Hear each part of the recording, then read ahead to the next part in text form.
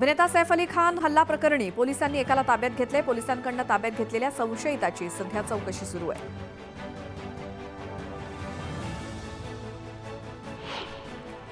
अभिनेता सैफच्या घराची ढिसाळ सुरक्षाच या घटनेला कारणीभूत ठरली आहे। जिन्यावर येणारा दरवाजा सदैव उघडा असल्यामुळे चोर आत शिरल्याचा संशय पोलिसांकडून व्यक्त करण्यात आला आहे।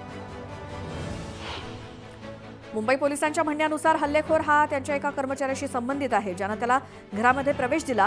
संबंधित कर्मचाऱ्याची चौकशी सुरू आहे। इमारतीच्या आत असलेल्या सीसीटीव्ही कॅमेऱ्यात हल्लेखोराचा चेहरा कैद झालाय। मुंबई पोलीस सैफ अली खानच्या घरी दाखल झालेत। मुंबई पोलिसांच्या 20 पथकांकडून सैफवरच्या चाकू हल्ल्याच्या घटनेचा तपास सुरू आहे। हल्ल्यामध्ये सैफच्या मणक्याला मोठी जखम झाली आहे। शस्त्रक्रिया करून त्याच्या मणक्यातील चाकू बाहेर काढण्यात आला। या जखमेमुळे स्पायनल फ्लुइड लीक होऊन जीवाला मोठा धोका होऊ शकला असता असं डॉक्टरांनी सांगितलं।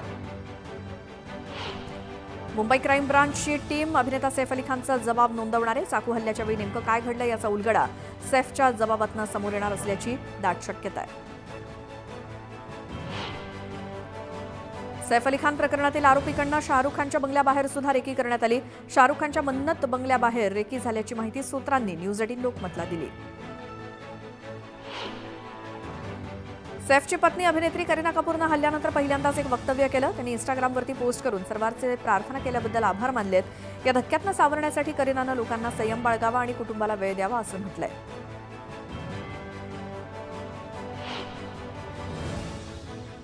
सरपंच संतोष देशमुख हत्या प्रकरणाचं नाशिक कनेक्शन पुन्हा एकदा समोर आलंय। कराड आणि विष्णू चाटे दिंडोरीतल्या आश्रमात राहून गेले असा आरोप सामाजिक कार्यकर्त्या तृप्ती देसाईंनी केला। सरपंच संतोष देशमुख हत्या प्रकरणात संतोष देशमुखांची पत्नी अश्विनी देशमुखांचा आणि धनंजय देशमुखांचा आज जबाब नोंदवणार अशी माहिती सूत्रांनी दिली। आज न्यायालयात दोघांचेही जबाब नोंदवले जाणार आहेत। बीडमधील संतोष देशमुख हत्या प्रकरणातील कृष्णा आंधळे अद्याप फरारच आहे। या घटनेला 1.25 महिना लोटलाय, तर पोलिसांनी आतापर्यंत 7 आरोपींना अटक केली आहे। वाल्मिक कराडनं खुनाचा कट रचल्यावरनं त्याचा देखील तपास एसआयटी करतेय। सोमनाथ सूर्यवंशीच्या न्यायासाठी आता परभणी ते मुंबई असा लॉंग मार्च काढण्यात येणार आहे। आजपासून परभणीतनं मोर्चाला सुरुवात होईल। या मोर्चात विविध संघटना सहभागी होणार आहेत। बीडच्या जिल्हाधिकाऱ्यांनी शस्त्र परवान्यांबाबत महत्त्वाची कारवाई केली। त्यानुसार जिल्ह्यातील 162 जणांचे बंदुकांचे परवाने रद्द करण्यात आलेत। बहुतेक जण गुन्हेगार असल्याचं उघड झालंय। उद्यापासून राष्ट्रवादीचं राज्यस्तरीय अधिवेशन शिर्डीत पार पडणार आहे। मात्र या अधिवेशनाला माजी मंत्री छगन भुजबळ उपस्थित राहण्याची शक्यता कमीच आहे। प्रकृती ठीक नसल्यामुळे भुजबळ अनुपस्थित राहण्याची शक्यता आहे। पंतप्रधान नरेंद्र मोदींनंतर आता संघाचे वरिष्ठ भाजप नेत्यांची शाळा घेणार आहेत। भाजपचे सर्व मंत्री आणि संघाचे वरिष्ठ यांची 18 आणि 19 जानेवारीला बैठक होणार आहे। या बैठकीला मुख्यमंत्री फडणवीस आणि प्रदेशाध्यक्ष बावनकुळे यांची प्रमुख उपस्थिती असणार आहे। मंत्री धनंजय मुंडेंच्या अडचणी वाढण्याची शक्यता आहे। उच्च न्यायालयानं कृषी साहित्य खरेदी धोरण का बदललं यावर राज्य सरकारला विचारणा केली। याबाबत 2 आठवड्यात उत्तर देण्याचे निर्देश दिले। भाजप संविधान घरोघरी पोहोचवणार, त्यासाठी भाजपकडून संविधान अभियान राबवलं जात आहे। संविधान अभियानामध्ये केंद्रापासून राज्यातले सगळे नेते सहभागी होणार आहेत।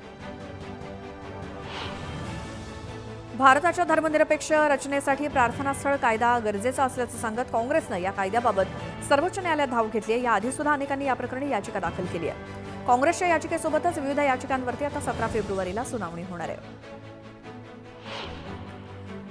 पालघरमधल्या रुग्णालयांची कमतरता लक्षात घेऊन देव मोगरा ट्रस्टकडनं पालघरमध्ये सूर्य इन्स्टिट्यूट ऑफ नर्सिंग सायन्सचं उद्घाटन करण्यात आलं। पालघरचे पोलीस अधीक्षक बाळासाहेब पाटील यांच्या हस्ते उद्घाटन झालं। पालघर जिल्ह्यातील आरोग्य विभागाचा भोंगळ कारभार पुन्हा एकदा समोर आलाय। सरकारी रुग्णालयांमध्ये गरोदर महिलांसाठी असलेल्या सोनोग्राफी मशीन्स मागील अनेक महिन्यांपासून बंद आहेत, तर काही ठिकाणच्या मशीन्स आठवड्यातून एकदाच सुरू असतात। त्यामुळे महिलांनी संताप व्यक्त केला। पुणे इंदूर महामार्गावरती प्रचंड वाहतूक कोंडी झाली होती। अंकाई किल्ल्याजवळ कंटेनर उलटल्यामुळे तब्बल 10 ते 12 किलोमीटर वाहनांच्या रांगा लागल्या।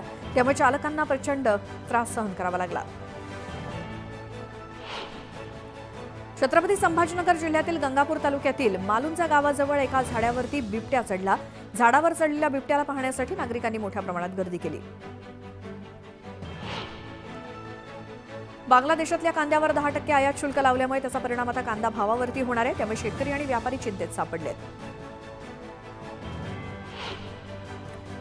सांगलीच्या कारवेमध्ये जुन्या भांडणाचा राग मनात ठेवून पैलवानाचा खून करण्यात आला. तलवारीनं डोक्यात वार करून हत्या करण्यात आली. बीड जिल्ह्यातील आष्टी तालुक्यात 2 सख्ख्या भावांची निर्घृण हत्या करण्यात आली. या प्रकरणी 4 संशयितांना पोलिसांनी ताब्यात घेतलंय. अद्याप हत्येचं कारण अस्पष्ट आहे. रांजण गावात पार्किंगमध्ये असलेल्या वाहनातील डिझेल चोरी करणाऱ्या टोळीला पकडण्यात पोलिसांना यश आलं. टोळीकडनं डिझेल चोरीचे 5 गुन्हे उघडकीस आले. सांगलीच्या मिरजमध्ये उर्सानिमित्तानं ख्वाजा मोहम्मद मीरासाहेब दर्ग्यामध्ये मंडप विधी उत्साहात संपन्न झाला. हजारो भाविकांच्या उपस्थितीत विधी पार पडले. नागपुरातील हिलटॉप परिसरातील कॅफे ऑपरेटरवरती प्राणघातक हल्ला करण्यात आला. या हल्ल्यामध्ये 2 आरोपींना पोलिसांनी अटक केली. पुण्यातील कर्वेनगर भागात नायलॉन मांजामध्ये घार अडकली होती. एका तरुणानं या घारीला मांजातून सोडवून तिचा जीव वाचवला. बारामती तालुक्यातील होळ इथे एका 9 वर्षांच्या मुलाची हत्या झाली. हत्येनंतर त्याची चक्कर येऊन पडल्यामुळे मृत्यू झाल्याचा बनाव रचण्यात आला. या घटनेनंतर पोलिसांनी वडिलांसोबतच आजीवर गुन्हा दाखल केलाय. रत्नागिरी जिल्ह्यातील दापोली मंडणगड रोडवर अवघड वळणावरती 4 चाकी वाहनानं दुचाकीला धडक दिली. या दुचाकीवरील 2 जण गंभीर जखमी झाले.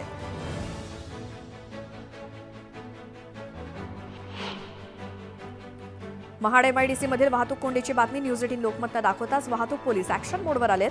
एमआयडीसीतील बिरवाडी बाजारपेठमधील अवैध पार्किंगवरती वाहतूक पोलिसांनी कारवाई केली.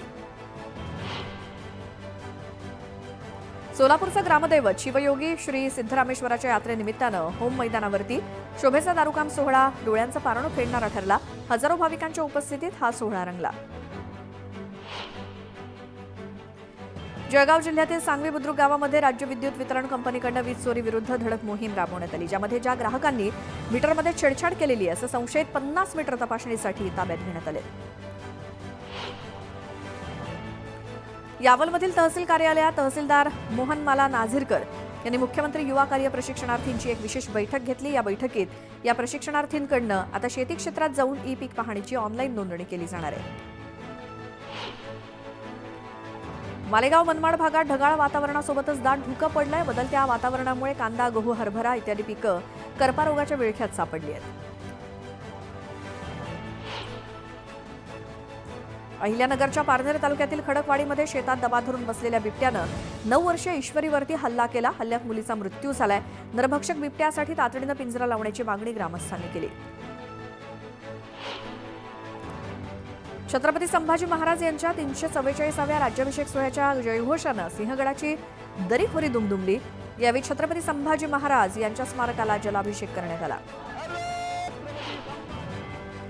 अमरावतीच्या नांदगाव पेठ एमआयडीसी मधील गोल्डन फायबर कंपनीतील महिला कामगारांना झालेली विषबाधा अन्नातूनच झाल्याचा अहवाल समोर आलाय.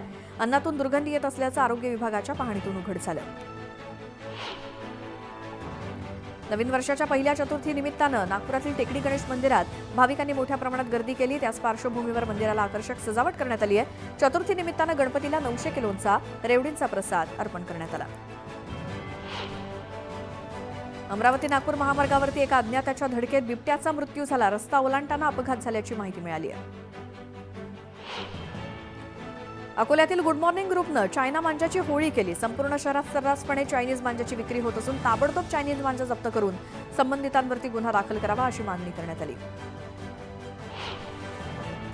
अहिल्यानगर जिल्ह्याचं विभाजन करण्याची मागणी पुन्हा एकदा जोर धरू लागली आहे. त्यातच अहिल्यानगरचे आमदार संग्राम जगताप यांनी ही मागणी केली. राजकीय वर्चस्व वादामुळे अहिल्यानगर जिल्ह्याचं विभाजन रखडल्याची चर्चा राजकीय वर्तुळात रंगली आहे.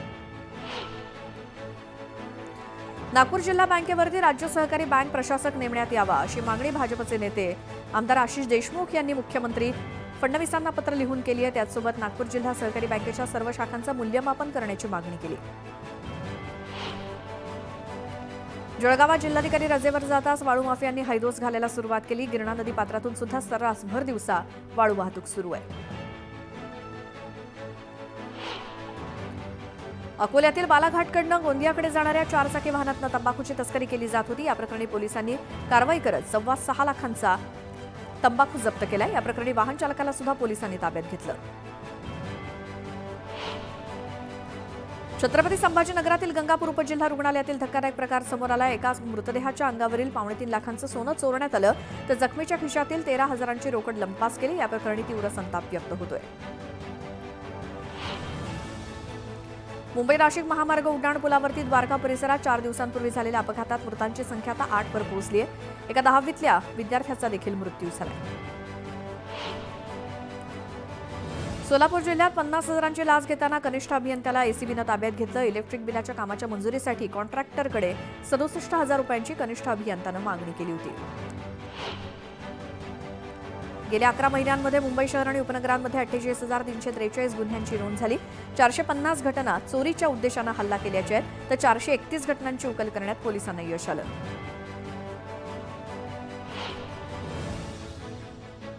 आणखी अशाच काही घडामोडी आपण वेगवान स्वरूपात बघणार आहोतच, मात्र एका छोट्याशा ब्रेकनंतर.